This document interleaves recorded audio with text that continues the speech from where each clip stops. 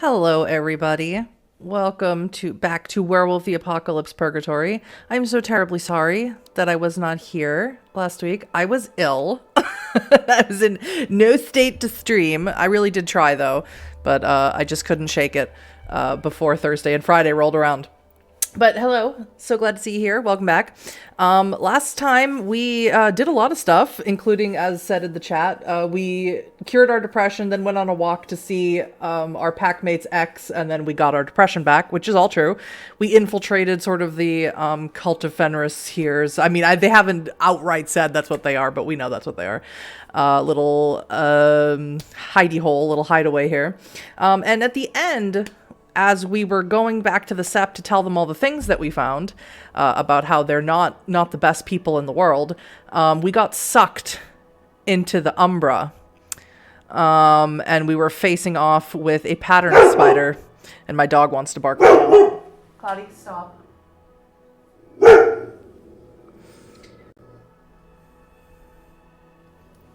Cloud, enough. Every time I play a werewolf game, I swear, my dog decides it's time to pop off. Umbra's too spooky. I know, every time. I don't know what it is. Cloudy. Stop it. Stop it or I have to send you out of the room. So sorry. Anyway, we're back. And we're going to go face off against a pattern spider in the Umbra. I'm super excited about it.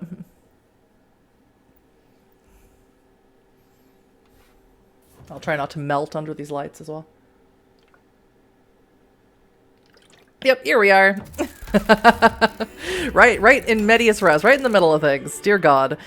The mechanical spider launched itself at me, only its enormous size slowing it down and allowing me to dodge out of the way in the nick of time. There was no way I could take on this behemoth monstrosity. What a great way to describe this horrific thing. I immediately took off sprinting through the darkness, hearing its many legs skittering behind me. Nightmare. What a nightmare. My nightmare. I'm in Hamid form right now. And I have no rage. That's right. I forgot. And 1 willpower. It's going to go really good. I found a patch of darkness well away from the wires as I crouched down, hand over mouth, and trying not to breathe. The spider skittered close to me, its mechanical arms whirring as its head darted this way and that, violent eyes glowing furiously. I closed my own to avoid any light reflecting from them, my heart beating faster and faster. I expected at any moment to feel its legs closing around me, but then silence.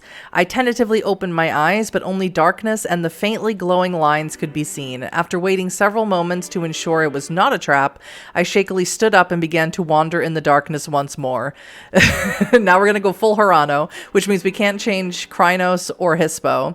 And Lupus? Is it and Lupus? Krynos and Hispo. The Umbra seems never ending, but we couldn't change anyway because we don't have any rage, so boom, now we're at full depression in the Umbra. I wandered the darkness, despair filling me as I wondered if I would ever break free. Then, as if the Umbra itself had taken pity on me, I heard a voice in the distance calling my name. I ran towards it, seeing with sobbing relief Alexander standing near what was clearly an exit. That's right, he got sucked in with us as well. Forgot about that.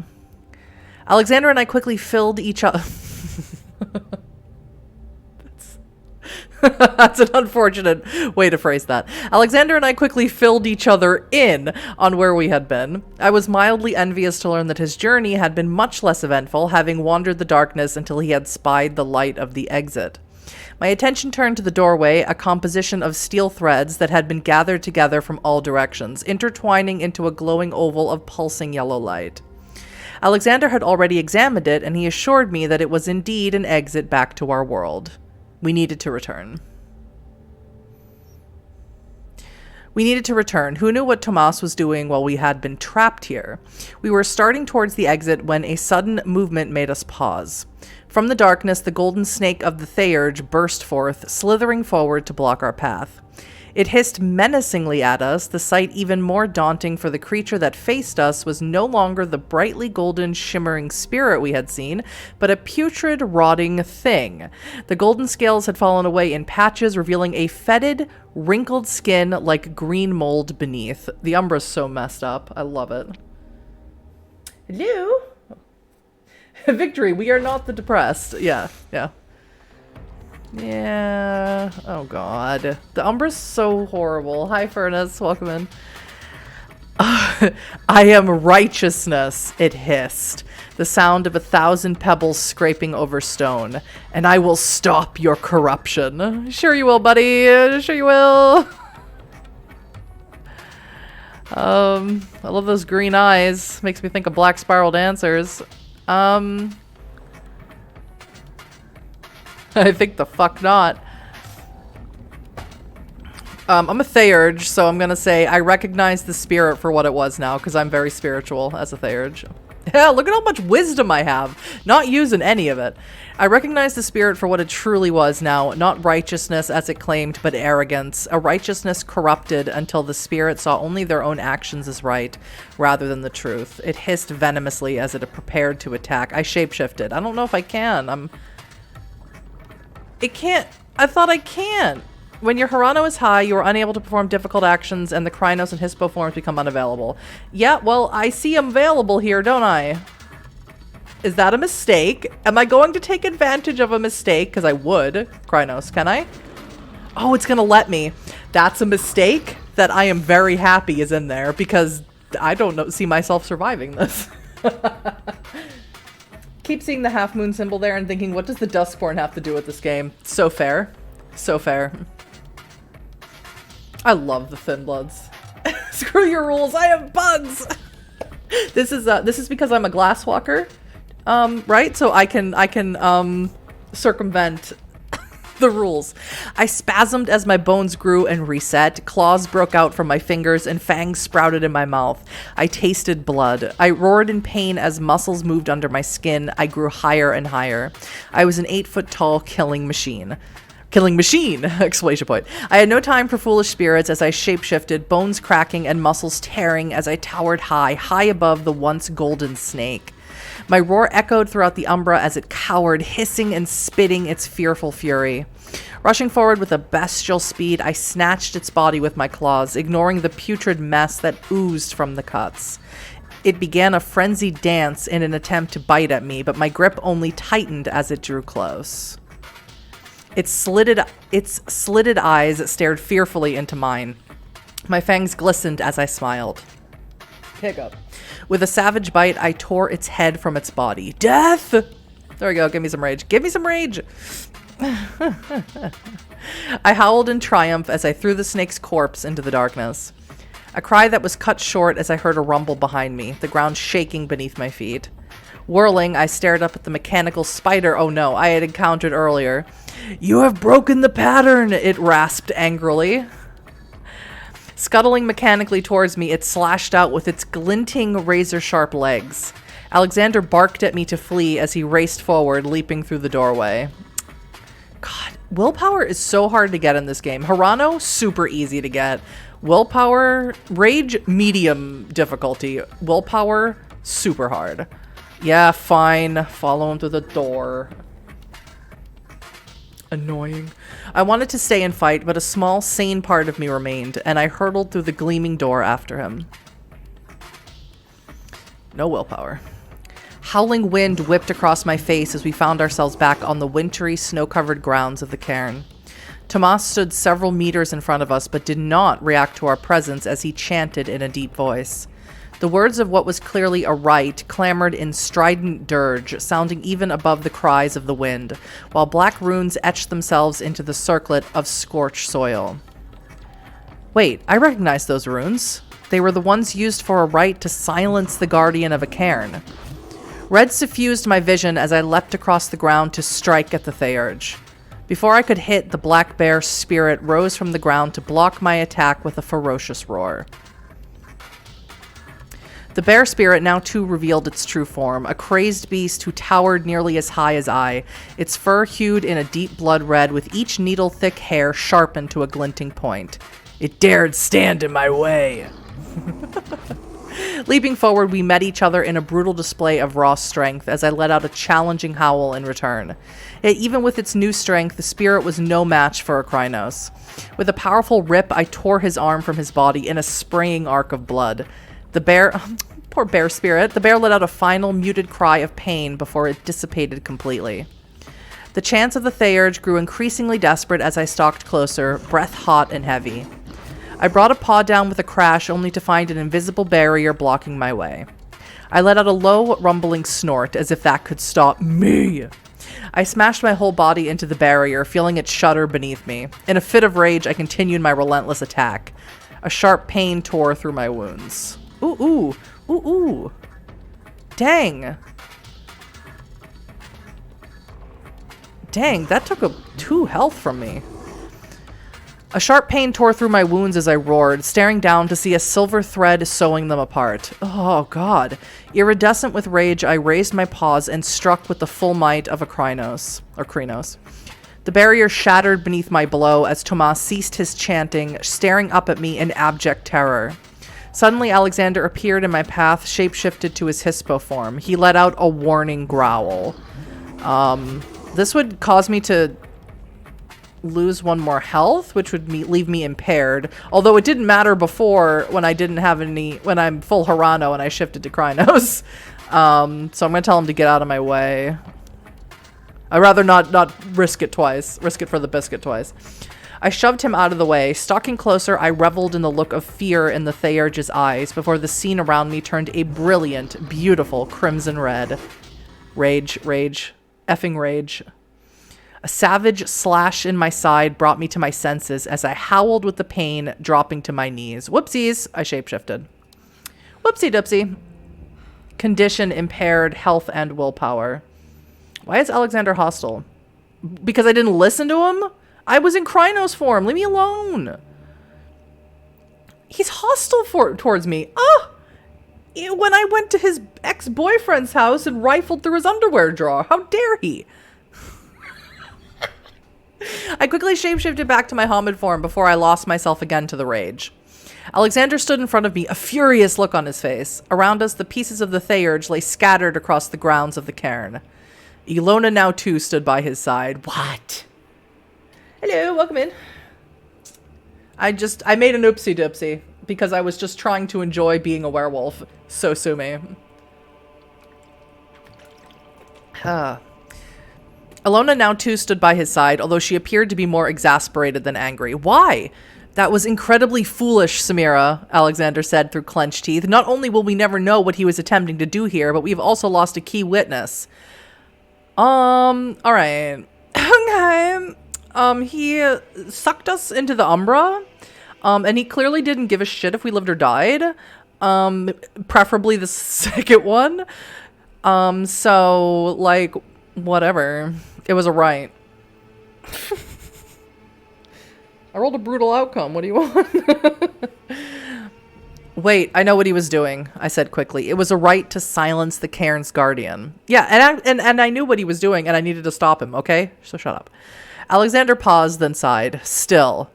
While I agree that keeping Tomasz would have been useful, Ilona interrupted, and I certainly do not condone this type of justice, Tomasz had violated the sanctity of the cairn, Alexander. Alexander rubbed his temple, then exhaled. Very well.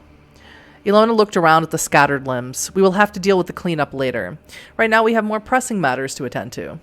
She turned and began heading towards the front of the cairn, Alexander and I following close behind. The moot was about to begin. Great. I'm impaired right now, and I have no rage with which to heal. So that's awesome. Hurrying across the grounds, the moonlight streamed gently down upon the Garu, who also can't read apparently, who were loudly making their way into the cairn.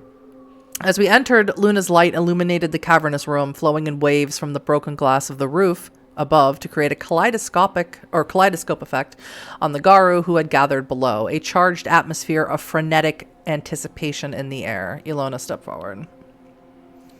I like Ilona.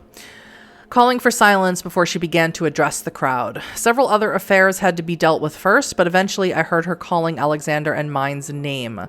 Rising from our seats, we made our way out into the center of the cairn. Ilona motioned to Alexander and I as we walked forward, Andre's blazing blue eyes following us as we took center stage. Yes. Did he see us when we were at his, like, little meeting, shack? Rundown factory house? Did he see us? I can't remember. I know he was there. I don't remember if he saw us or not. We presented what we had found. We spilled the tea, if you will. No rage, no willpower, no health. And full depression. No, Samira is not a worse werewolf than Sierra. How dare you? Sierra needs to hold on to that title. She has nothing else. We presented what we had found, the crowd reacting with muttered surprise and angry exclamations as we laid out the facts in all their gory detail. As we finished, Ilona stepped forward once more. The evidence presents a damning picture against the Wolf Father Pack, and above all against its leader, Andrei, that word, Skarzinski is how I'm going to say it. I therefore vote to expel Andrei from the Warsaw Sept. I stared at her in disbelief. I had not expected her to take things this far. Why not? Neither had the rest of the Garu, judging from the uproar of this created. Why not? Have they not... Has the Cult of Fenris stuff not reached Poland? Like, news of it? Amidst the clamor, Andrei stepped forward, the crowd immediately silencing. His expression was schooled to one of sad disbelief as he shook his head at me. Samira, I can scarcely believe what I am hearing. We have welcomed you into our sept, and yet now you would believe these lies against me? I don't even know you, bro. Except that you're, like, horrible to the refugees. And you, Alexander, my ex-boyfriend. He turned to him now. Alexander stood frozen, his eyes locked on Andrei's. You really believe that I am capable of this? Andrei's voice rose as he addressed the crowd. I have only ever, this is the Hogloss talking, I have only ever wished to fight for the good of our sept and our city, to fight together against the worm, our common enemy. Susanna doesn't like me. Why would I look to her? She's not going to stand up for him. I don't make friends. I briefly glanced at Susanna, but her fierce glare deterred any ideas of asking her for aid. A low rumbling shook the cairn. I'm too depressed to make friends. What do you want? A low rumbling shook the cairn, intensifying until the ground split open. Roots shot up from the soil, twisting around Andrei's legs as if trying to drag him down to the depths. Slashing at them with clawed hands, Andrei leapt back with an oath. As abruptly as it had begun, so too did the shaking cease. After a moment of stunned silence, Ilona's voice rang out. It appears the guardian spirit of the cairn has spoken. The time now has come to vote. All those in favor of expelling Andrei Skarzinski, raise your hands now. I watched with bated breath that turned to disappointment. While the majority of the Garu were on our side, it was not enough to oust Andrei from the sept. I am happy that the sept has seen reason, Andrei declared after the votes had been revealed. However, I can feel my presence is unwanted here tonight. I hope that in the future I can prove that all I do is for the good of Gaia. With that, he exited the cairn, several of the Wolf Father pack members immediately jumping up to follow behind him. That's not sus. That's not like suspect about that at all, guys. It's super cool. The moot continued long into the night. Ilona pulled us off to the side at one point to reassure us that many of the Garu would still offer their help if or when it was needed. Eventually, Alexander and I slipped away, exhausted after the events of the day. Good job standing up to your ex-boyfriend, by the way, Alexander. Thanks. It's awesome. Picking our way across the lawn, I glanced back at the Colosseum. Clouds drifted over the moon, covering it in a shroud of shadows. I pulled my jacket closer, turning my face away. Yeah, he's a shadow lord as well, so that's awesome. I felt a presence nearby, turning to see a humanoid sculpture of black marble had appeared upon the snow. Its eyeless face turned towards me as it reached out a stone hand. Huh? Say what? Thank you for saving me, the cairn's guardian spirit intoned in a sepulchral voice that reverberated around us. In return, I offer you this advice. A chilled silence hung in the wintry air as it spoke. Bialowieza, Bialowieza forest is in danger. The roots run deep, digging into Gaia and crying for help. The figure regarded us steadily. Its call must be answered. I blinked and it vanished, a shiver running down my spine. As we headed away from the cairn in a heavy silence, Alexander turned to me. I'll find train tickets online for tomorrow morning and send you the link. What do you mean? What do you mean? I have to leave my area? What are you talking about? I said in confusion, as Alexander arched an eyebrow in surprise. We are going to Bialowieza forest. I immediately shook my head. Look, I'm sorry, but I'm not going back there. I can't go back there, where I murdered my brother. Before he could speak, I took off running, my steps headed towards the safety of home and my bed, where I can rot and be sad. Opening the door of the apartment, I was surprised to see Kaja already standing in the living room. The overhead light shone brightly down upon her wan? Actually, I've only ever read that word. I'm not sure how you pronounce that word. As I suddenly realized that I had not seen her at the moot. Her face immediately crumpled in relief as she spotted me. Samira, thank Gaia. I've been waiting for you. I feared what she would say. A suspicion grew within me as I felt my breath shortening. Had something happened to Tarek? She held out several letters. I just received these. He must have had my old address because most of them were delayed. She took another deep breath as she said, they're from Tarek.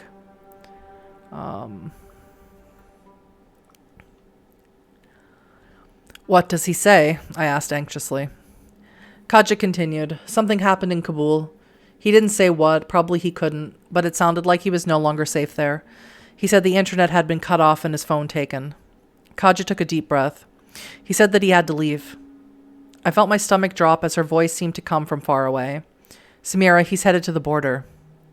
To Bialowieza forest. Clutching the letters, I eventually made my way to my room in a hazy disbelief. I messaged Alexander. This is like what a storyteller does when you try and get out of a plot. Try and get out of a plot thread and they loop it back around on you. Don't ask me how I know. I sent a short message to Alexander telling him what had happened and that I would be going to the forest after all. Without waiting for a response, I closed my phone and fell into bed. The events of the day caught up to me as my eyes almost immediately closed and I fell into a deep, deep slumber. My health! Someone help me. Time to add another dead brother to the list? Hell yeah. I can't go any higher than 5, though. Fate's calling. Tehran to Minsk, a journey that flew by in a flurry of unfamiliar faces and lands and never-ending bone-aching weariness. I can't get the sound up correctly. Yeah, there we go.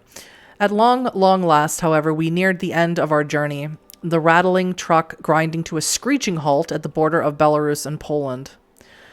Get out! The harsh voice of the truck driver yelled at us from the front. We stood up, limbs cramped and sore after the long hours sitting. Hey, 1 point of willpower. Now at last, our hope was in sight. I stepped out, holding on to Katsim and ensuring he stayed close as we surveyed the border. My breath caught as I stared out over the ragged sea of faded, multicolored tents, weak fires, and gaunt faces, all of which lapped against a silver fence manned on both sides by a multitude of steely-eyed armed guards. The guard who had dropped us off started to head back towards the front of the truck as I broke out of my horrified trance. Wait, I called out, but he ignored me. Call him again. He's still gonna ignore me. I called again. Please wait. I knew he had heard me, but he just ignored me, pulling himself back onto the truck before it sped away. Fine, if he would not help me, then we would just have to try the other side. Marching resolutely through the camp with Katsim, I approached the border. The Polish guard on the other side stared at me with a bored expression, his blue eyes flat and lifeless. We were promised free passage, were we? Let's try that. We were promised free passage, I began, but he cut me off. Yeah, all of you were. Doesn't matter, you're not getting through. I can pay you. Do I have money? I can pay you, I said desperately. The man laughed. Yeah, I've heard that one before. Although, his lifeless eyes ran slowly up and down my body. Oh, God, making me want to tear off my own skin. Perhaps you could pay another way. Fuck you, I spat, grabbed Katsim and marching away as the sound of their raucous laughter followed us. Yep. Disgusting. I felt a sudden gentle hand on my arm as I whirled to see an older woman who shook her head at me in concern. A younger man, perhaps her son, approached me as he asked, English? I nodded and he smiled in relief. Listen, over there. He pointed at the border fence. We not cross. You don't understand. I'm a werewolf and I really need to cross the border. But you don't understand, I protested. We paid our guide a lot of money. That was to get us across the border. I'm sure if we just talked to someone. He followed my words with a puzzled look, but just shook his head again. The reality of our situation began to sink in as I felt the rotted hand of hopelessness caressing at my heart. A family who had traveled with us came over, telling us there was a meal being prepared in one of the small camps. But I had more to do. I turned to Katsim, speaking in a low voice. Katsim, I want to go check out the border for myself. Stay with them until I'm back, and if anything happens... He interrupted in a fierce tone. I can protect myself. Hug him. Oh, God. Hug him knowing the future. Although our sept was affectionate, we had both grown up in a culture where men and women typically did not touch each other. Despite this, I could not help myself as I pulled him into a fierce hug. I felt him stiffen, then give me a small, awkward pat in return. I made sure he was safe before turning away from the crowded, dismal camp and slipping into the covering embrace of Bialowieza forest.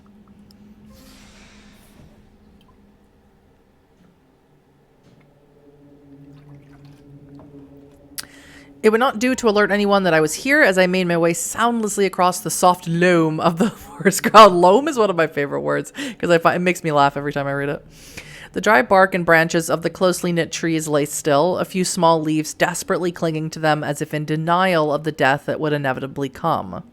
A death that in fact came all too soon as a wind whisked among the branches, ripping off the leaves and carrying them hopelessly away from their life-giver.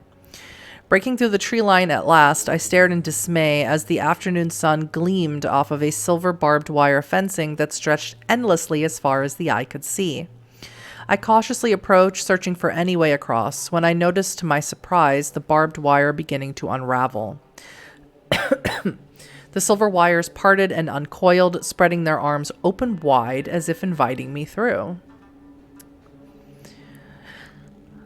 Glory, I stepped through. It called to me, a yearning, quiet voice whispering of safety as I passed through. Like a splash of water washing away a painting, the sunlit trees and autumnal forests on the other side of the fencing disappeared, replaced by a scene from Jahannam. Jahannam is the Islamic place of punishment in the afterlife. Interesting, I did not know that. The heavy darkness overhead was illuminated only by the fiery hellscape below that stretched like the ocean. A marshland of boiling, turbulent blood with black, twisted roots and what looked like gleaming white bones that bobbed on top of the roiling, bubbling surface. White bones that reached out to me, beckoning me at close as a frenetic, mocking laugh echoed throughout the cloying volcanic steam. Oh, God. Run. Run! In a panic, I turned to flee, but the marshland grabbed eagerly at my feet as I felt myself starting to sink. Oh God, this is like something out of Lord of the Rings. Like, don't look at the lights in the water. Ooh, yes. Yes, I could lose 1 point of Hirano. That's fine. I gathered my strength, because I don't think I'll be that lucky again if I have to go Hispo or Krynos. I pulled from the reserves of... Oh, I'm at 5 rage. Look at that. Look at that. I pulled from the reserves of my strength as a fury flowed through me. Wrenching my feet from the oozing marshland, I ran, grasping for air, until I found myself once more within the forest. A glow of warm light slowly materialized as the last of the blood and bones faded away. You are coming back. I could not tell if it was a statement or a question, but I nodded, wondering how I could go back when I had never left, and yet knowing this was true. I both feared and wished for this, the spirit whispered. This border does not want you, but nevertheless, you are needed. Who are you? I asked as the light drew closer, taking on an animalian shape. I am a spirit of this forest, one who has failed as I watch my kin die, caught upon this fence that slices across our homeland, and now we need your help. What can I do? I asked in confusion, but it merely responded. You will know when you return. The glow faded until all that was left was the forest once more, the crisp autumnal wind whistling across the unnatural barren plain. Return to the camp. Yeah! Get that sadness down. The monster's den. I got an achievement. I returned to the camp filled with determination. We would leave tonight. We would cross the border to a new life, to escape the war we had fled, to safety, and not to grisly murder. That does not happen. We do not murder our brother later on that night. Ah!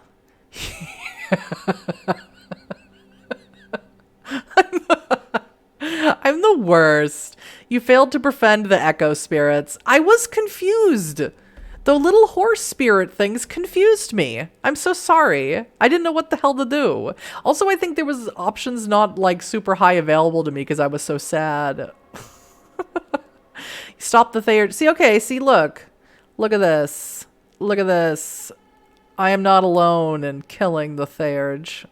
Receive the Karen's guardian spirit. Ooh, only 5% of people didn't. I wonder what you'd have to like be in like, I guess, bad standing with the Karen. That's interesting.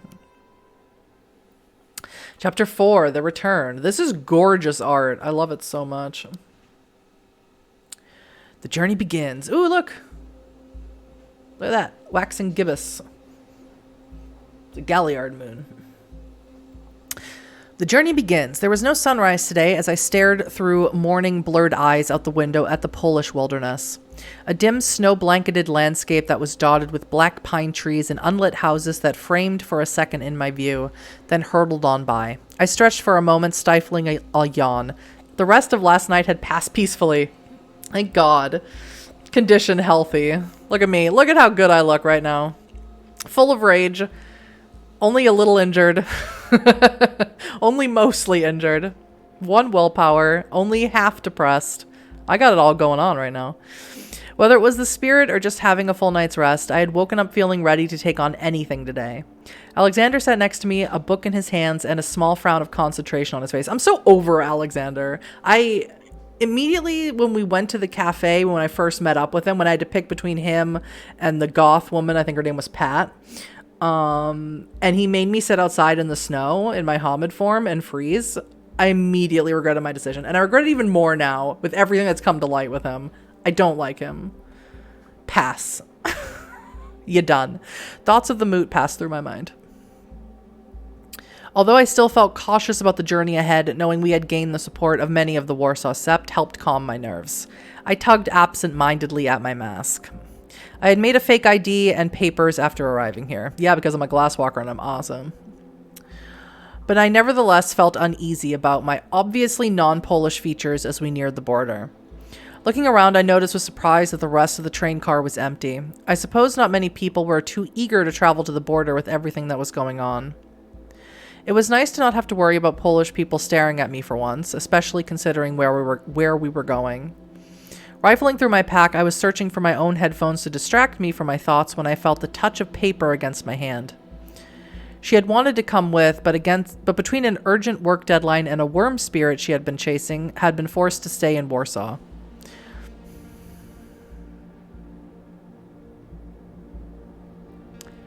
I think they should have mentioned Katja's name. It should say Katja had wanted to come with. It just says she, but I think they mean to say Katja, right? Her aunt. The work she had said could sod off, but if the worm spirit was not dealt with, it could mean more deaths. I had been disappointed. My aunt doesn't even like me, but I understood and had assured I would resolve things and bring Tarek home safely. As I reread the letters, I felt an intense wave of homesickness hit me once more. No, I want to keep my 5 rage. Screw off. He spoke about leaving. He spoke of how he had learned that he was in danger and his impending imprisonment, knowing what he did of the Taliban jails and how many often disappeared. Okay, once inside, he had made a plan to leave. I leaned back in my seat as I closed my eyes and sighed. We had been close as children, but had drifted apart in recent years. While he had initially been wary of the Garu, seeing them as Iblis, I know that word, but I'll put it up here, I had thought that he had come around eventually. When he had turned 18, however, he had immediately left to study at Kabul University and had remained there ever since. It's interesting. It's interesting that he would feel that way because she talks about how she grew up and she has an older brother and a younger brother, and she grew up in Afghanistan and with a community that believed in Gaia and like were also religiously involved with Gaia and were Garu. And so it's interesting that her brother, who was not Garu, felt differently about all that, although he would, I suppose, also have been raised within the same belief system.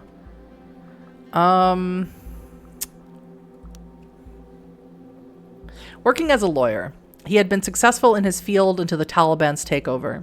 One of the Taliban's first moves had been to merge the Afghanistan Independent Bar Association with the Taliban-run Ministry of Justice. Effectively, that meant Afghanistan now lacked an independent body to govern lawyers, leading to licenses being revoked and intimidation and imprisonment of those that did not follow Taliban ways. Awesome. Tarek had heard that he may be next and had been forced to flee. I put down the letters with a sigh, my stomach twisting at the thought of meeting him again in person. We had only spoken once since the border when I had to call to tell him what had happened. Oh God, that must have been an awesome phone call.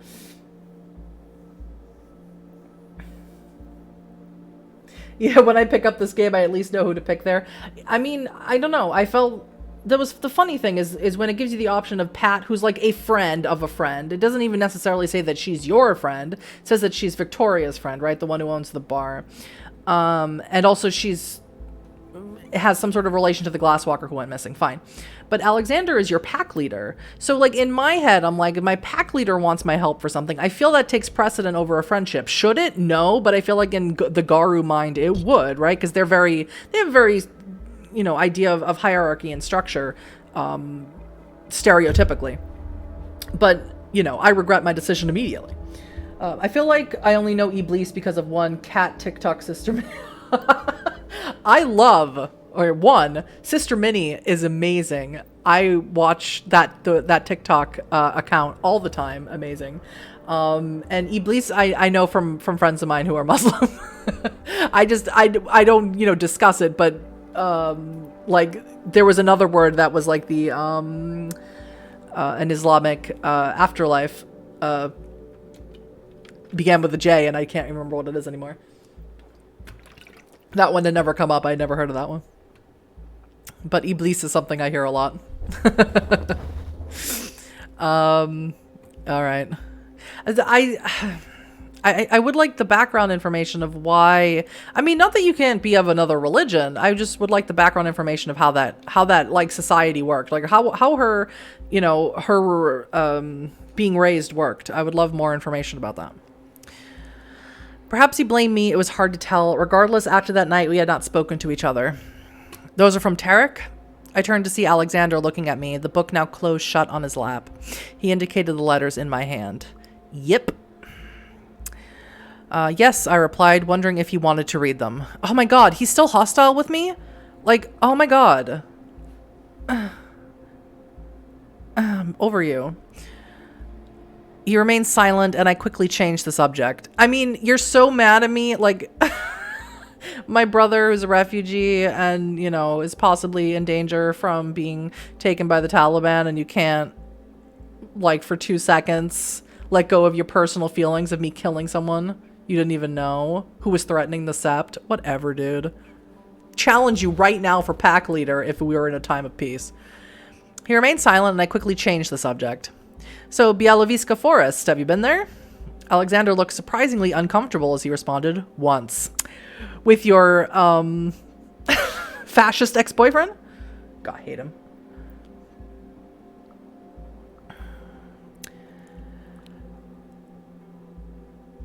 That still seemed weird, does it? Ah, I said at last. Can I ask what happened between you two? Oh my God. Like, why are you even bothering? I would be so silent on this train ride. I would, like, absolutely give that energy back.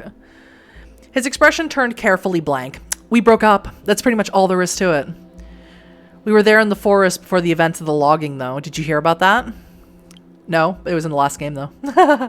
I shook my head and he explained, Bialowieza Forest is an ancient forest, and as you know, a place of great spiritual power.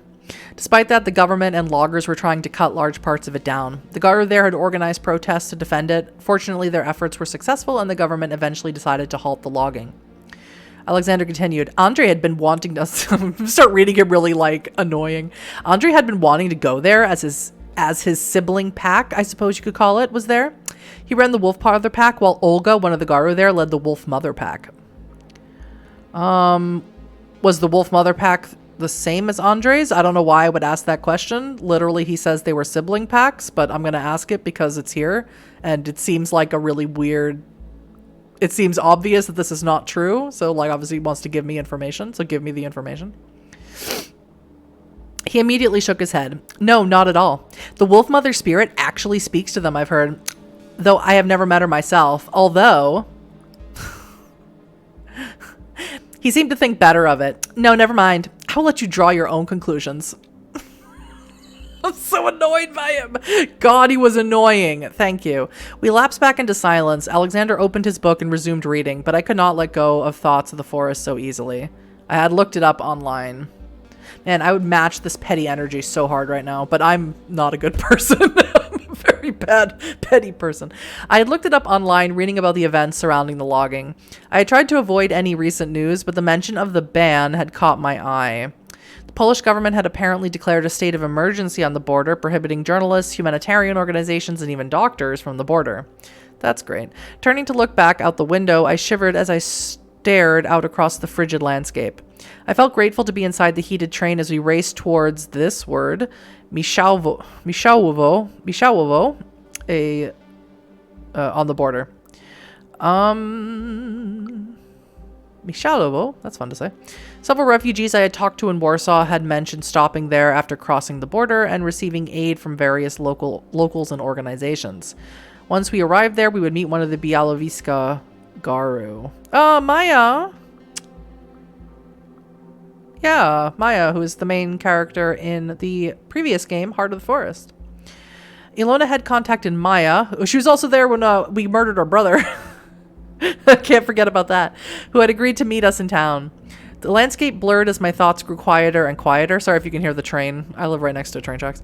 I felt my eyelids growing heavy as the rhythmic rumblings of the train gently soothed me to sleep. Or you could just consider it ambiance for the scene that we're in. Except it comes through every 10 minutes. Well, well, well, look who we have here. A cruel, amused voice woke me instantly from my slumber. I shot up to see two people standing by the entrance, its doors now battered and crumbled to the sides as they weakly shuddered. We had bets on if you two would come, and looks like I just got lucky. Christoph laughed, but his fellow Garu remained silent, their face masked and covered in a dark hood. Do I know Christoph? Oh, he's one of the Wolf Father Pack members. Okay, why are they here? Why are they here? Why the hell are they here? Thank you. I didn't even notice that option to ask. How did they know we would be on this train? Unfortunately, Andre was feeling benevolent and told me to tell you two that if you agree to get off, he'll let you go. No, we're not getting off with you. Ever. Like hell we're getting off here, I snarled. Hey, that's what I told him, but you know how Andre is. A wolfish grin split his face as he cracked his knuckles. But truthfully, he leaned on the seat in front of him and it groaned beneath his bulk. I don't know if I would have let you go anyway. One less refugee is good in my books. His eyes danced with an insane light as he sneered at us. Like that one we met the other day, for example. Oh yeah, the dead guy we found when we were snooping around their place. Jesus Christ. That was you? I said in disbelief. His smile widened. I'm glad you liked my handiwork. Oh, sicko. Why? He wasn't harming anyone. Of course he was, sweetheart. Don't think I don't know why your people come to this country with their suicide bombs and your Taliban guns. Not like regular guns, the Taliban guns, you know the ones. And hey, it was self-defense, really, considering he wandered into our headquarters. Probably looking for shelter in the cold Polish winter. With a bestial roar, Christoph dropped to all fours as his body began to shake. Limbs cracked and muscles rippled as he towered higher and higher until his massive back strained against the ceiling. Eyes red with rage, he swung furiously at the side of the train, punching an enormous gash in the wall. There is a veil that we are meant to protect, you lunatic. Frayed wires and chunks of shrapnel were sucked away in a blast of frigid air that swept through the train car. God damn it, his partner muttered. While this was going on, was Alexander still sitting cross-legged and petty in the corner, reading his book? Alexander quickly spoke to me in a low, hurried tone. One of us needs to shapeshift to our Krynos form if we're going to have a chance of beating him. You can do it. Oh man, I want to do it. I would be like, actually the last time I was in Krynos, you like got really mad at me and you're still butthurt about it. You can do it. So over him. Wondered what would happen if you called the cops. I don't know. I have no idea. That's true. There was an option to call the cops, wasn't there, Jerry? You are so right. That super interesting. Up to you, I responded. Meet his energy. Alexander kept an eye on Kristoff as he said grimly, I'll handle it. Yeah, you better. Show me what you got. Show me the great decisions you can make when you're in your war form. Kristoff began stomping towards us, but his way was blocked by the crowded train car. Snorting with rage, he began destroying the chairs that blocked his way, leaving sad piles of foam. That's going to be my new Discord status. Sad pile of foam. And plastic in his wake as he drew near. Shapeshifting to his Krynos form, Alexander launched forward to meet Kristoff in a flurry of blows. I ducked as a chair flew over my head. Alexander must have sensed this was not an ideal place for a fight as he darted through the gash to climb up onto the roof. Is that right to the gash? Okay. Kristoff immediately followed, both of them moving out of sight. Well, that was certainly eventful. As the other Garu lowered their mask and removed their hood, I was shocked to recognize Noor, an Iraqi woman who had joined the Warsaw Sept around a year ago. Why are you fighting with him? Such a good question. Why the hell are you fighting with Kristoff? Noor immediately looked defensive. Hey, I didn't have a choice. I stared at her in disbelief. What are you talking about, Noor? Of course you have a choice not to be here. Noor scowled. You don't know what you're talking about. Then explain, because right now this doesn't make any fucking sense, I said exasperatedly. Her eyes gleamed with rage. Of course it doesn't make any sense to you, she snarled. But for me, it's my only option. My husband is gone, so now I'm the only person left to provide for my children and grandparents. Andre intends to take over the Warsaw Sept, and he has connections, she continued. He's promised to find me a job if I help him out. So you would kill others to save your... Oh, God, I don't want to be that self-righteous, do I? Am I that self-righteous? Maybe. I could say your family wouldn't want this. Oh, man. All right, let's go be a little self-righteous right now. So you would kill others to save yourself? I said scathingly. Noor looked briefly uncomfortable, then her gaze hardened. You and I both know that it doesn't work like that. There are bad refugees, too. You've probably seen the news. We're only going to take out those ones to make the country safer for my family. Oh my goodness. The only Salulu. The only is Delulu. That's not true. It's like demonstrably an untrue statement. Those news stories were lies, I responded. Enough, she said in a sharp tone. She shook her head as if shaking off her thoughts. Enough of this. With a ferocious roar, she began to shapeshift, her body twisting and shaking until she stood before me in her Hispo form. Shoving aside one of the few remaining chairs Kristoff and Alexander had not destroyed, she crouched, preparing to launch at me. Alright, so I can go Glabro, Hispo, or Lupus. She's gone Hispo. Let's match Hispo for Hispo. Let's do it. My spine cracked and twisted, my knees and ankles broke, and I fell to the ground. My jaw shattered and rearranged itself. My skin was rippling and sprouting fur. I howled. When I rose, I was more than a wolf, scary and monstrous, with strong paws, mighty jaws, and a mane of fur. With a roar, I met Noor's attack, claws and fangs clashing. Destroy! There was only one thought in my mind as I slashed at her flank. She dodged out of the way, but I still managed to rake her arm, causing her to let out a pained whine. Quicker than lightning, she brought her fangs down to bite into my shoulder. Oh, great. Good. I could not evade in time as they ripped into my skin. Blood poured from my wound. and rage surged through me. Yeah, I'm at 5 rage. With a savage growl, I swung back at her. We exchanged blow after blow, fur and blood splattering the seats. Time to end this.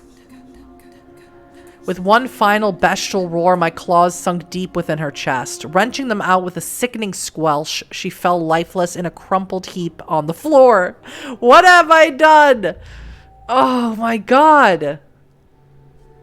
I'm just killing it today with murdering werewolves. I'm like... should get a fucking prize for this. Fuck, what have I done? My rage abated as I stared in horror at her body. She was part of the Wolffather pack, though, wasn't she? She was going to kill people like me. And yet a part... and yet a part of me couldn't help but think of her family that would forever be waiting for her to come home. She won't be going home to her kids. God. I should have gone Glabro. I should have gone Lupus. I should have done anything else. Spirit Hunter. Defeat 5 spirits. What spirit did I fight? What? I turned to see Alexander leap back through the gap before shifting to his Homid form. I shapeshifted back as well. Yeah, I'm gonna hear it for this. I'm gonna get earful full of this. Good. I noticed savage gashes streaking across his body and asked with concern, "Are you okay?" "I'm fine," he responded, although I noticed his face deathly pale. "Christoph is dead," he added shortly. "How about the other?" I indicated her body. Is he gonna be mad at me about it, though? Looking around, I wondered how exactly we were going to explain the shredded chairs and massive gash. I can't... that word. Not to mention the dead body. "Perhaps it's best that we leave before anyone comes in," Alexander said, echoing my thoughts. "What about her?" I said uncomfortably, indicating Nor. Alexander went to grab her arm. "We'll throw her off the train." Sure. Why not? Okay, so he's like, now he's not hostile towards me, just unfriendly. Gee, thanks. Don't do me any favors. I stood and watched, knowing that there was no other choice. If we left her, then the train would be stopped and searched. I bitterly promised myself, however, that as soon as this was all over, I would let her family know of her death. We swiftly left the car and walked until we reached the far end of the train, settling in some unoccupied seats. I immediately went online to change the seat numbers on our tickets before ensuring that the cameras in that car had been erased. Aside from some confused and worried-looking attendants rushing by, the rest of our train journey was uneventful. We finally arrived at Bialowieza station and quickly hurried off the train. Whoopsies. I have killed 2 Garu in as many days, and I'm proud of that. And I know I shouldn't be, but I will be. Alexander and I skirted around worried-looking security guards that rushed to and from the destroyed car before heading to the bus station to get our connection to, how do we say this word again? Michalowo. An hour later, we disembarked and began making our way to the town center. Michalowo. Snow coated every inch of the grassy knolls, a white layer that arched up and over the orange and brown houses with their enormous fenced-in lawns as we slowly trod along the icy paths. The roads of Michalowo were peaceful and, despite the day hours, fairly empty, with most of its citizens presumably out at school or work. I love small towns. Me, personally. So now Samira will love small towns. After having grown up in my small village, they felt comforting and safe, a community that knew and cared for each other. That's not why I like small towns, but sure. With the internet, I could additionally still be connected to the international community. We headed towards a local restaurant. Maya would meet us there. I had suggested a coffee shop, but to my dismay, it appeared those were few and far between out here. As we walked, I noticed multiple sky blue posters with a heart held in a pair of hands and information in English and Polish saying, "Help point. If you need help, call XX followed by a number." Aw, that's nice. They were heartening to see here in this small town, to know that even on the border, the people of Poland wished to help. We had just turned the corner of the street when we heard a commotion coming from up ahead. The noise grew louder as we approached a large, for Michalowo at least, tan brick building with a dark tiled roof and a cheerful green fencing surrounding it. A cheerfulness that looked much too incongruous with the grim-faced crowd that hovered in front of it. A group of citizens faced off against several trucks filled with border guards and a group of scared-looking refugees huddled behind them. Uh-oh. I remained frozen in place. What if the guards saw me? What if they recognized me? Look at this! I'm so sick of him. Alexander started walking towards the crowd before I could stop him. It said, okay, well, it said Alexander walked away. It didn't say walk towards. It said he walked away. Still sick of him. Go with him. I reluctantly joined him. I reached a hand up to ensure my mask was still on while I scanned the refugees, letting out a sigh of relief as I saw Tarek was not among them. Let them go, I heard a woman shout next to me as the crowd began yelling at the border guards. The guard nearest the crowd gripped his gun as his jaw set stubbornly. They are criminals. They are here illegally. We are just following the law. I scanned the guards to see if any of them looked familiar. Oh yeah, I'm not losing that one willpower. I'll get sadder, I don't care. Seeing those uniforms and the guns, it brought it all back as I wrenched my gaze away, trying to focus on steadying my breathing. The crowd began shouting once more for the refugees to be freed. Another guard stepped forward. Look, he said exasperatedly, these people have not applied for refugee status, therefore they cannot stay here. We are simply doing our job and returning them back to the border where they came from. At this, the crowd became even more agitated, but the guards now just ignored them and started shoving the refugees into the trucks. The rest formed a sprawling barrier against us with their guns. It's so easy to apply for refugee status when you're huddled together in a tent in the middle of nowhere. And no one will let you do anything or speak to anyone. Or, get anywhere where you could fill up paperwork. You know.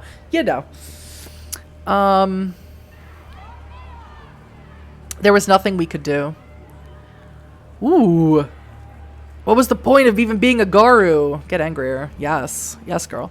What was the point of being a mythological monster with inhuman strength if we couldn't even save a small group of people? We watched, this is so fair, we watched helplessly as the refugees were loaded into the truck. My final glimpse, a boy with dark, frightened eyes before the doors slammed shut and the truck began its grim journey back to the border. Alexander and I mingled amongst the crowd, listening to the low murmurs of shock and disbelief at what had just happened. Ooh, there's a journalist here. Let's talk to her. I know.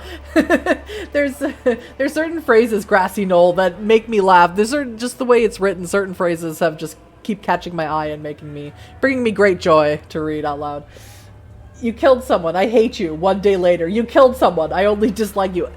Right? Isn't Alexander so fake and two-faced? Right? He's not our friend. And as like I said, if this was like in a TTRPG, if we were at a table, I would be like, as soon as it's peacetime, and I might even break the litany to do this, I would absolutely challenge him for pack leader status because that is bull. Whatever. A woman with green fox-like eyes approached us with a recording device. That's a alliteration. Agata Atomic Press. Would you mind saying a few words about the events that took place here today? Yeah, if you answer some of my questions. A little tit for tat. Sure, she nodded eagerly. After several rounds of questioning, the journalist scribbled a few notes down, then closed her notebook with a snap, looking satisfied. Now, what did you want to ask me? I thought quickly. Yeah, why are you here? She shrugged. That's a good sign. My company sent me here originally, but I decided to stay after what I have seen. Her green eyes lit with an angry flame. It's horrific what they're doing here, and the world needs to know. Will the world care? I already knew too well about all of that. She glanced down at her phone. I'd love to stay and chat, but I need to interview some more people to get this out in time. Her eyes hovered on my face above the mask. Take care out there. Those poor people, a woman beside me murmured. Are you with an NGO? I asked with interest. She shook her head. No, I just live here, but I've never seen anything like this. I am proud to be Polish, but what they are doing here? She made an angry tisking sound. Even some of my friends, they think I am foolish for helping them. Bah! Her face soured. I said to them, you are a Christian? You attend church, and yet you do not love your neighbor? You look away when the children die in our forest. What do they say? My wisdom! I can't be this wise. I'm murdering people left and right. What do they say to that? I said in surprise. She shrugged her shoulders. They say, why don't those people stay in their own countries? I am... I have so much stuff to say.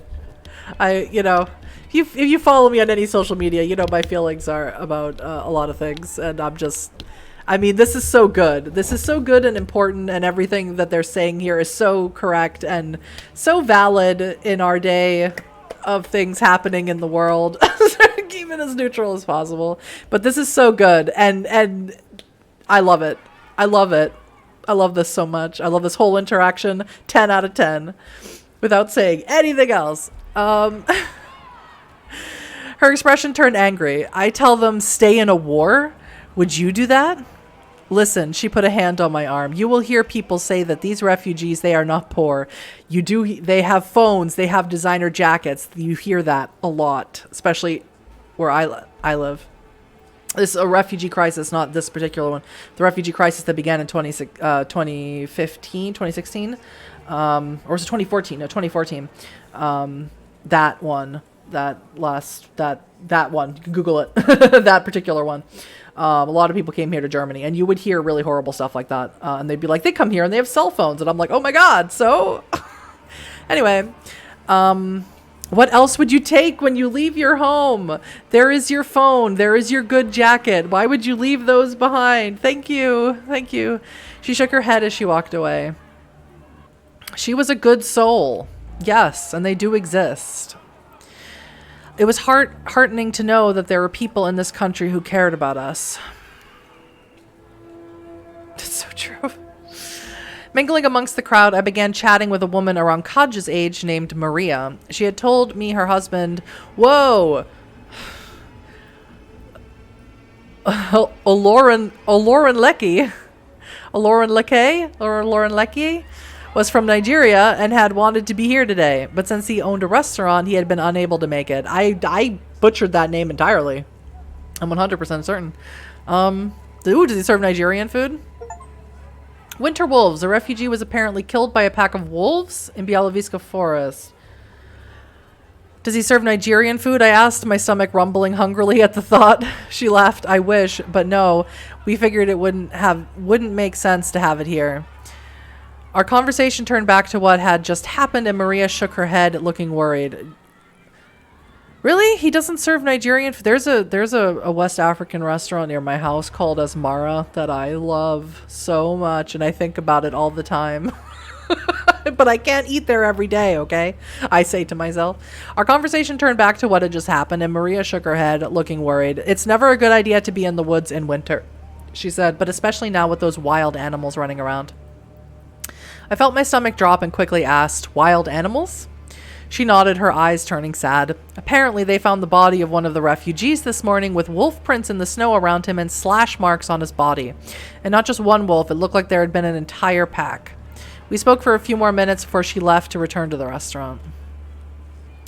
I went to find Alexander when a guard walked in front of my path. Oh, good. As our eyes locked, I realized with dawning horror that he was the same guard I had spoken to when we had first arrived at the border, the one we paid off. My mask was still on, but in spite of this, I saw a glimmer of confused recognition in his eyes as he approached me. Hey, you there! Hide in the crowd! Hide in the crowd! Homer Simpson into the crowd! Into the bush! Jesus Christ. Oh, God. I pretended like I had not heard him and began walking swiftly towards the crowd. Before I could get away, I felt my arm wrenched as he growled, I was talking to you! Great. Hey, it still says I'm in Hispo form. I'm not, though. I can't be. It said I shifted back, but this didn't change. He's grabbing onto a dire wolf, the mad lad. Me? I said innocently, blinking my big wolfy eyes. His gaze hardened, his eyes searching mine as his grip tightened. You're that girl, that refugee. I continued playing innocent as I said, I don't know. His fingers dug into my arm as he ripped off my mask, his eyes widening.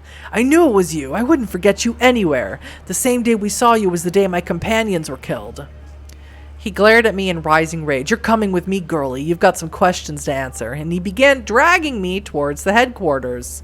I yelled for help. Because my pack mate and pack leader, who dragged my ass up here, is supposed to be with me. I yelled for help as the crowd turned to stare at me. My eyes caught Alexander, who looked resigned. Barreling through the crowd, he slammed into the guard, who crashed to the ground. The instant he loosened his grip, I took off sprinting, Alexander by my side. Well, this is good for one thing. We met up with Maya on the outskirts of town. She looked almost the same as when I had seen her last November, although I could see weary lines etched around the corners of her eyes that had not been there before. After explanations of what had just happened, we left Michalowo behind and entered the shadowed woods of Bialowieza forest. Well, that just recontextualized everything that happened since the fight? Yeah. Yeah. Ha. We headed deeper into the forest, Maya picking her way easily across the fallen branches as she led us down a hidden trail. "There's something I need to tell you two," Maya said, stepping onto a log and lithely vaulting over it. "Ilona told me about what's going on with your sept, and we may have a bit of a problem." "What problem?" I said warily. "The thing is, Andre and his wolves are already here." "They arrived last night at our cairn. According to him, though, they're here to save the forest and fight the worm, because they're full of hoglosk, and they're the cult of Fenris, and they see the worm in every single corner." We think he's involved in the cult of Fenris." Thank you. Maya likes... I knew Maya would like me. "Can I leave the Warsaw sept and join her cairn?" "We think he's involved in the cult of Fenris." Maya started as her face grew pale. "What did you say?" I pulled up my phone and showed her the photos. Maya hesitated, then said, "I don't want this getting out, but the thing is, my grandfather was actually involved in the cult." "What do you think of them?" I asked warily. "I think they're pretty fucked up," Maya said bluntly, "but we can't choose our family." That's fair enough. As the time passed, I felt my steps lagging further and further behind as my mind endlessly replayed the events of the past few days. Warsaw now felt like a hazy, surreal dream, while here amidst the suffering of my people was the true reality. It was as if the events of Michalowo had submerged me in frozen waters and spat me up upon the shore, gasping for air once more. It overwhelmed me, reminding me of my own powerlessness. It was hopeless! Oh, we're back to full depression again. I can't escape it. We continued onward through the forest, the shadows lengthening as the afternoon gently slipped on its evening garb. Yet try as I might, my mind kept returning to the refugees from earlier. I should have done better. Probably could have. I probably could have started murdering again. The events of the day cruelly replayed over and over in my mind, whispering that I should have done better. I should have done something to save them. No, my willpower. God damn it. Another failure. Another loss of willpower. I don't think I've had more than one this whole game.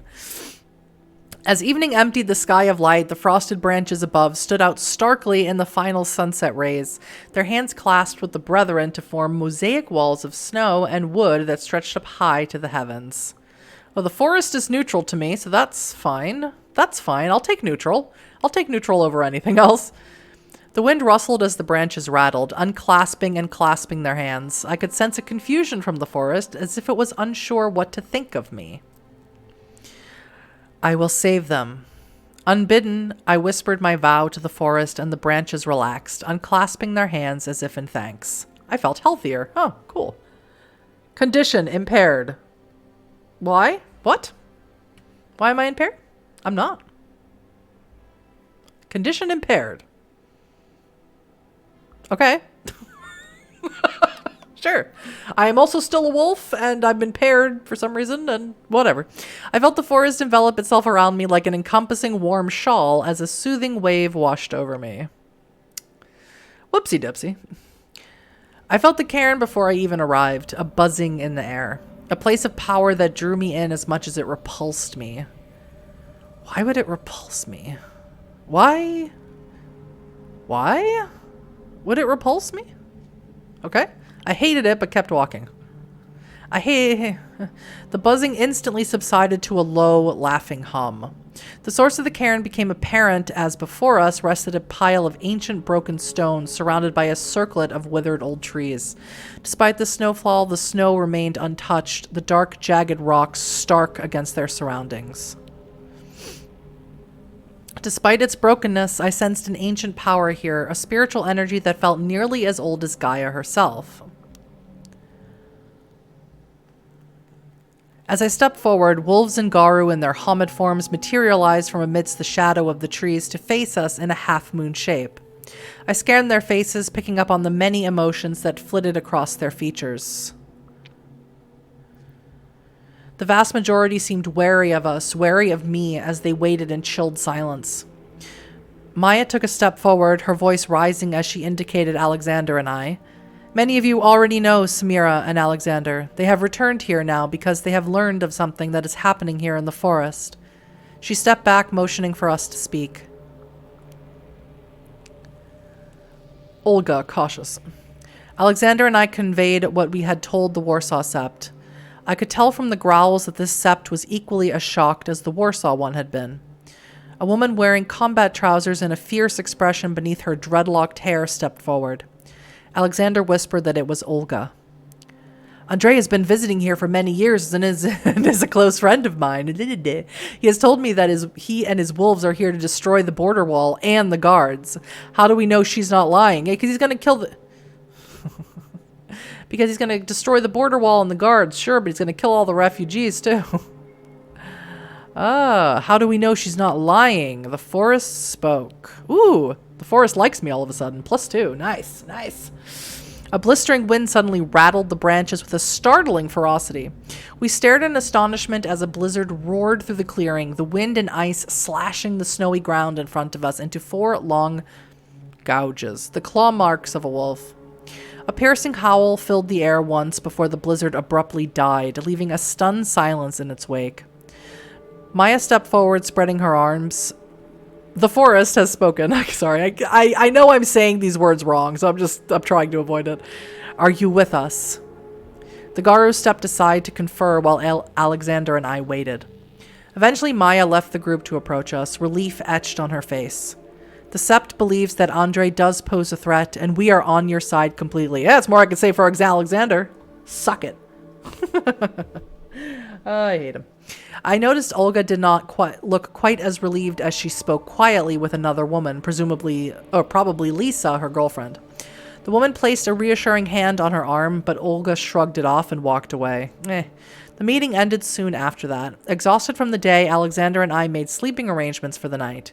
We slept outside as wolves. Yeah!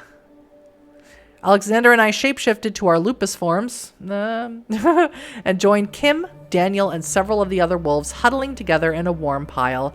It felt right. I love that. I love it. As I stared up at the stars, my wolfkin keeping me warm, for the first time since Afghanistan, I felt a sense of home. Oh, we should stay here.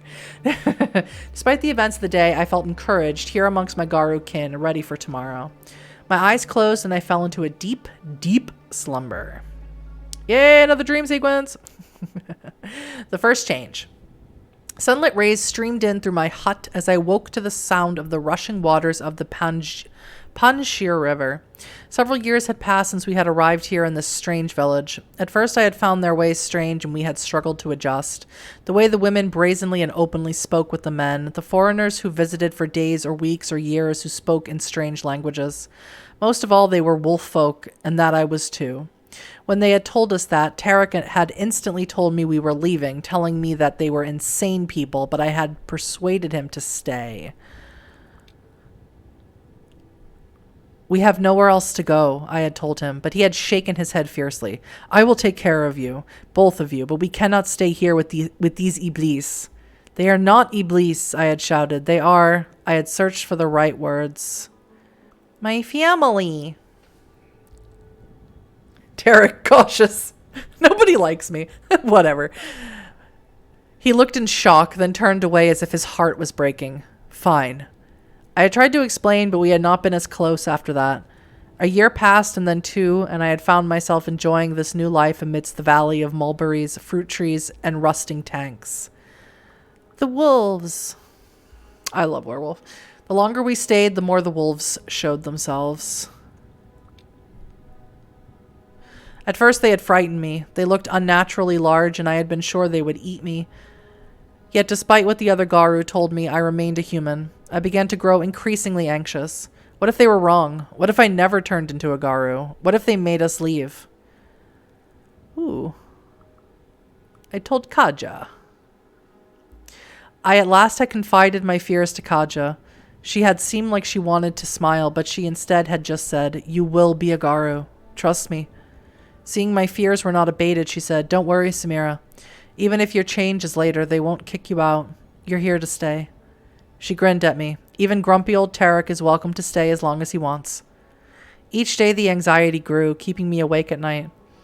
One such night I had finally managed to fall into a restless sleep when my eyes flew open. "Come to me." Without a second thought, I instantly responded to the call, silently leaving the hut where I slept with the other girls. The moon shone brightly overhead and I turned my gaze up at her. A crescent moon. Yeah! A crescent moon that imbued me with a new awareness of the spirits that lived here amongst our village. Walking as if in a trance, I slipped out of our Seps village towards the rocky shores, wading across the shallow waters of the Panjshir River as her surface sparkled in the moonlight. Reaching the other side, I immediately buckled to the ground and let out a cry, a knife-sharp pain ripping through my body. The first change. Ooh. My body dropped to the ground and I felt bones breaking and fur sprouting as my fingers elongated to claws, ready to tear and kill. I grew taller, larger, stronger. I was a wolf, more than a wolf. The power surged through me and I let out a mighty howl into the night sky, Luna and Gaia rejoicing as I felt the rage flowing through me. "Samira?" A small scared voice broke through my inner exultations as I snapped my wolf head to see Katsim standing on the opposite shore, his gleaming fear apparent even from here. Fear, delicious fear that intoxicated like a drug as my eyes glinted at the prey that stood before me.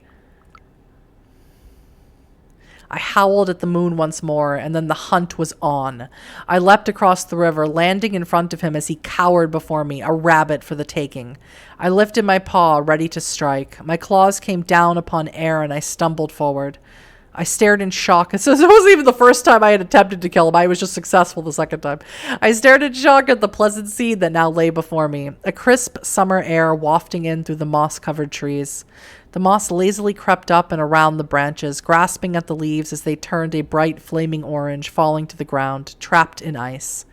Ice that spread its tendrils outward, coating the ground as it reached the crimson-splattered boy at its center. A boy that sat up now, slowly rising from the ground to walk towards me. "You tried to kill me," it whispered. Oh, God. Yeah. I couldn't speak at first, but then a hazy memory rose in my mind. "No, Kaja stopped me. You were safe." He opened his mouth to respond, but I did not want to hear it as I pelted into the forest. Wait, did I kill him like a long time ago, like in my first change, and I was just super delulu thinking I had him with me? And that's why Mai was like, "I didn't see a boy," because he was never there, because he was a figment of my imagination. Is I mentally ill and depressed? Oh, God, I would not hear, but the words drifted through my mind all the same. If so, great plot twist. Love it. 10 out of 10. That's fantastic. You defeated the wolf father Garu, 100%. Yeah, I'm glad. I'm glad everyone made the same decision as me. You encountered the border guard, only 40%. You didn't save the refugees, 78%. I really didn't. Yeah, I think if you were at lower, probably you need to be at lower Hirano to really feel like you can do something about it, or maybe have some willpower, which I never have. Revelations, chapter 5. What's the chapter? I need you to save me so I can stop for the day. An unexpected call. Crystallized droplets of ice hung from the snow-laden tree branches of the speckled birch trees, the melting of the late winter now temporarily suspended in the frigid temperatures of the early morning. The presence of the wolves has revived me. Hey, hey, get my willpower back. Aren't I lucky? Yeah. Watch me lose it in like the next 2 minutes. Despite the chill, I felt healthier, stronger, revived to take on the day. Alexander and I had planned to meet at the cairn. I don't like Olga. Olga can suck it. Maya had agreed to guide us. Maya's my girl. I love her. Maya had agreed to help guide us, but she seemed to have been delayed as we waited for her, the chill wind sweeping across the open clearing. My mind reviewed our plans for the day. The border should be our first stop. Alexander wanted to find Andre and his pack first, but I had argued that we needed to go to the border and locate Tarek, then if we had time, go after Andre. Alexander continued to oppose it. Well, he would, wouldn't he? Telling me that going to the border without any knowledge of Tarek's exact location was not the most brilliant idea I had had.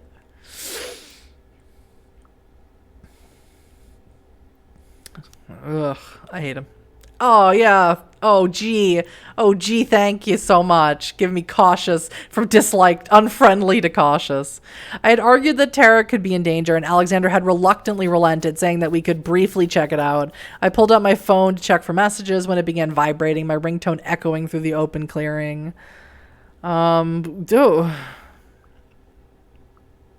know any of these songs. It's so bad. But I'm going to take this one because it's going to give me willpower. Santa Fe by Beirut, a song from one of my favorite indie bands. It reminds me of my university days when things were much, simpler. Glancing down, I saw Kaja's name appear on the screen, and I quickly swiped to answer the call. Hey, I was instantly cut off as Kaja's urgent voice sounded in my ear. Samira, Tarek just called. Yes? Kaja continued, he's at the border. He just got there yesterday. He said conditions are pretty terrible, especially with it being winter. She sounded worried. He also mentioned something about crossing the border. My stomach instantly tied into knots. When? I asked frantically. He didn't know the exact time, but he said definitely not tonight.